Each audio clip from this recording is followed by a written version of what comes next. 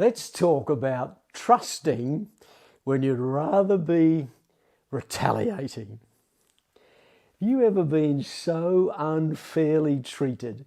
Every fibre of your being wants to stand up and fight back. You want to retaliate, state your case and put that person back in their place. You want justice and you want it now. Well, if you've ever felt like that, Peter has some pretty solid advice, but it's probably not what we would want to hear at the time. 1 Peter chapter 2, verse 20 to 23. How is it to your credit if you receive a beating for doing wrong and endure it? But if you suffer for doing good and you endure it, this is commendable before God. To this you were called, because Christ suffered for you, leaving you an example that you should follow in his steps. He committed no sin, and no deceit was found in his mouth. When they hurled their insults at him, he did not retaliate. When he suffered, he made no threats. Instead, he entrusted himself to him who judges justly. This whole chapter is addressing how we should react when under the pressure of unjust treatment.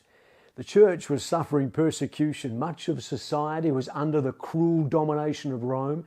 It would have been so easy and understandable to react with bitterness and resentment. But Peter encourages them not to respond from a sinful or immature heart, but to follow the example of Christ. He was perfect, but still suffered persecution.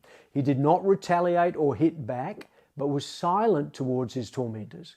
He demonstrated goodness in the face of evil. He found his strength and peace knowing God was with him and ultimately would make all things right. What do we learn?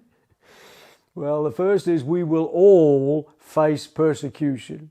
Nope, you will not find that on a fridge magnet, but the truth is, you can live the best life you possibly can before God and man, and still people will attack and persecute you.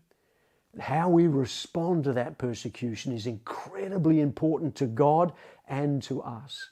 Scripture tells us in times of persecution, we need to do three things. Number one, keep a pure heart.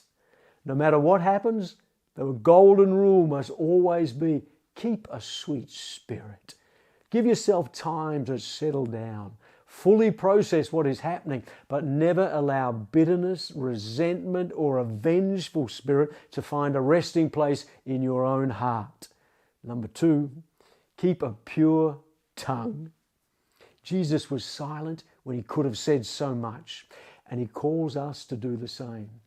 Instead of answering back and going on the attack, our words need to be measured with wisdom and grace. Remember the second golden rule? If you have nothing good to say, say nothing. And number three, keep a pure walk.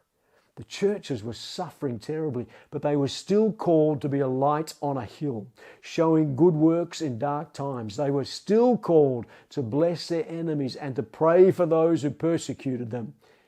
A third golden rule, never let a bad day get the better of you. It all comes down to this. Whenever you are treated unfairly, don't retaliate, trust. Don't try to hit back and get even. Simply trust God in the middle of it. Remember, he knows exactly what it's like to be treated unfairly. He knows the truth behind every lie, and he knows how to restore the innocent and expose the ungodly. And remember this too. When people see you acting like Jesus, when you could be acting like the devil, it always gets their attention.